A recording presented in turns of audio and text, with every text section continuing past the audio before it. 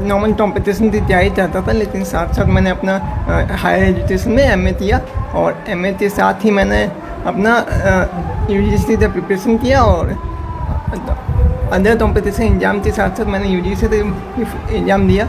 और किसी भी चीज़ को अचीवमेंट करने में संघर्ष तो लगता ही है, तो पढ़ाई करने में कम से कम डेली 8 से 10 घंटे तक पढ़ाई करना ही पड़ेगा। शारीरिक प्रॉब्लम होने की वजह से इलाज कराने हॉस्पिटल गए थे, वेलोर गए थे। उसके बाद आने के बाद उसका कुछ सुधार होने से हम लोग आगे पढ़ाई उसका चलते रहा और परेशानी तो उसको भी झेलना पड़ा, सबको झेलना पड़ा, साथ जाना आना।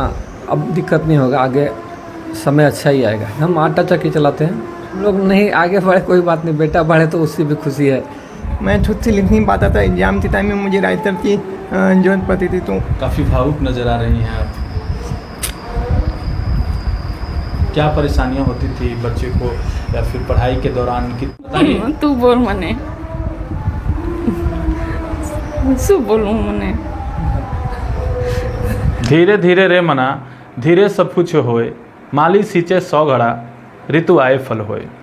एक साधारण से परिवार से लड़का निकल करके और नेट यूजीसी में अपना अंक प्राप्त करके अपना नाम अंकित करता है और प्रोफेसर बनने की राह पर एक कदम आगे बढ़ जाता है। जिसके पिताजी एक साधारण सा काम करते हैं, उनका पेशा है आटा चक्की का दुकान है और वो आटा चक्की का दुकान चला करके अपने बच्चों को पढ़ाते हैं। और इस वक्त हम लोग संकेत के घर में हैं और संकेत से बात करेंगे कि आखिर ये जो जर्नी इनकी रही है, पहली क्लास से कक्षा से लेकर के अब तक की जो जर्नी रही, मैट्रिक दी, फिर इन्होंने ग्रेजुएशन पास किया, फिर एमए की परीक्षा दी और आज जो है नेट यूजीसी में इनका पॉलिटिकल साइंस के थ्रू इनका चयन हुआ है। पॉलिटिकल साइंस सब्जेक्ट से इन्होंने नेट यूजीसी का एग्ज़ाम दिया था, 86 परसेंटाइल लगभग प्राप्त किया है और नेट की परीक्षा में ये उत्तीर्ण हुए हैं और आगे प्रोफेसर बनने की राह पर चल पड़े हैं। संकेत, कैसा लग रहा है? ये सफलता का श्रेय किसे देना चाहेंगे? बहुत अच्छा लग रहा है और सफलता के पीछे धरते भी लोग हैं, मेरे दोस्त हैं, स्कूल के प्रोफेसर, टीचर, सब ने काफ़ी सपोर्ट किया। क्योंकि मैं स्कूल जा नहीं पाता था, क्लास नहीं चलता था, खाली एग्जाम देने जाता था, तो टीचर का भी सपोर्ट रहा, प्रोफेसर का भी सपोर्ट रहा, जो दोस्त है मेरे क्लासमेट उनका भी सपोर्ट रहा, फैमिली तो फुल सपोर्ट रहा।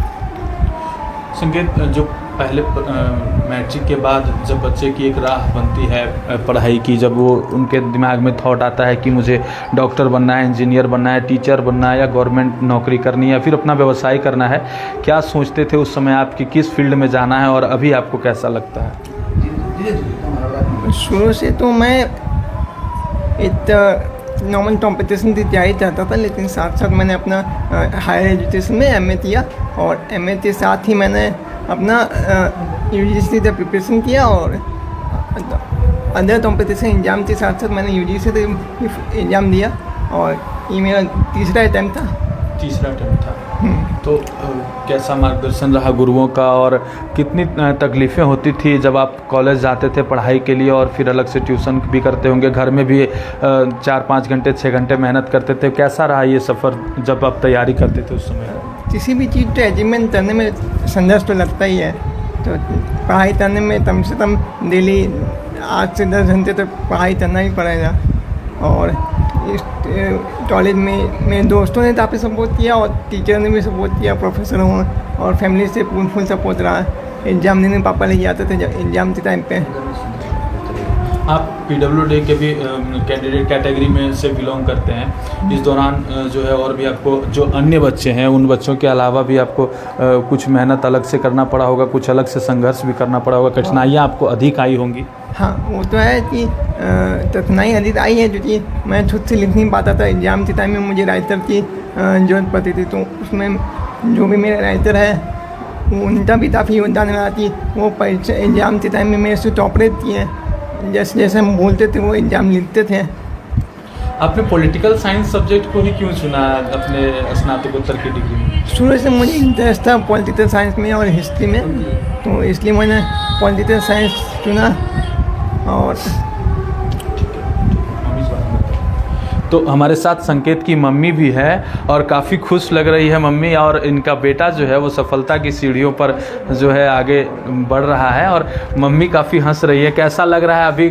जो मोहल्ले वाले होंगे वो भी काफ़ी खुश होंगे, आपकी आंखें भी नम नज़र आ रही है और आप लग रहा है भावुक भी हो रही हैं। कैसा लगता है बेटे को देख करके? बोलते खुशी तो बहुत हो रही है, अच्छा भी लग रहा है, मेहनत भी बहुत किया है वो, इसका फल तो उसको अच्छा ही मिला है। काफ़ी भावुक नज़र आ रही हैं आप। क्या परेशानियां होती थी बच्चे को, या फिर पढ़ाई के दौरान कि संघर्ष करना पड़ा इस मुकाम तक पहुंचने के लिए और आगे प्रोफेसर बनने के नाम में आपने बताइए। तू बोल मने शू बोलूं मने बस हम कोई बात नहीं। तो हमारे साथ इनके फादर भी हैं और आटा चक्की चलाते हैं और आटा चक्की चला करके पूरे परिवार का पालन पोषण करते हैं और बच्चे को भी जो है आज इतनी अच्छी मुकाम पर पहुंचा चुके हैं। संकेत का बचपन कैसा रहा, उस समय पढ़ाई में वो कैसे थे?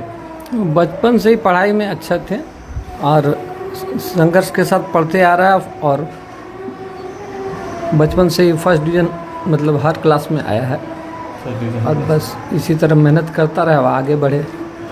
बचपन से ही उसको शारीरिक प्रॉब्लम होने की वजह से इलाज कराने हॉस्पिटल गए थे, बेलोर रोलर गए थे। उसके बाद आने के बाद उसका कुछ सुधार होने से हम लोग आगे पढ़ाई उसका चलते रहा और परेशानी तो उसको भी झेलना पड़ा, सबको झेलना पड़ा, साथ जाना आना और हर तरह से कोऑपरेट करते हैं हम लोग तो। लेकिन पास होते गया तो मन मजबूत होते गया हम लोग का भी कि ना अब दिक्कत नहीं होगा, आगे समय अच्छा ही आएगा। आप क्या करते हैं? हम आटा चक्की चलाते हैं। आटा चक्की चलाते जी हैं। अपनी है? अपनी है, 60 साल पुरानी है। फादर चलाते थे फिर हम चलाते हैं। अब बेटा जो है प्रोफेसर बनेगा और आप आटा चक्की चलाते थे, तो कैसा लगता है कि मैं नहीं पढ़ पाया, बेटा जो है इस तरह से मुकाम हासिल किया? चलिए हम लोग नहीं आगे बढ़े कोई बात नहीं, बेटा बढ़े तो उससे भी खुशी है कि भाई आगे बढ़ते रहे बस, और यही देखना है कि मेहनत उसका सफल हो जाए बस। तो ये जो पूरी कहानी थी वो एक सफलता, संघर्ष से लेकर सफलता तक की कहानी थी जो कि संकेत की थी। और संकेत कैसे एक आटा चक्की चलाने वाले परिवार से निकल करके और कठिन तपस्या के दौरान इस मुकाम तक उन्होंने पहुंचा है और इस मुकाम की दहलीज पर फ़िलहाल अभी उन्होंने कदम रखा है। बहुत जल्द आगे की मेहनत के बाद संकेत एक प्रोफेसर बनेंगे और साथ ही समाज के जो बच्चे हैं जिनको कहीं ना कहीं शिक्षा में और मुख्यधारा से जुड़ने में दिक्कतें होती है, या फिर जो गरीब बच्चे पैसे के अभाव से नहीं पढ़ पाते हैं, या फिर जो संकेत के जैसे जो स्पेशल चाइल्ड हैं जिनको पढ़ाई लिखाई में कठिनाइयों का सामना करना पड़ता है, उन बच्चों के लिए प्रेरणा स्रोत बनेंगे और आगे चल करके समाज को एक अच्छी दिशा देने का भी काम करेंगे। इसी प्रकार के खबरों और स्टोरी के लिए 11 स्कोप्स को सब्सक्राइब करें। हम शिक्षा जगत से भी जुड़ी हुई चीज़ों को आप तक हमेशा रूबरू कराते रहेंगे।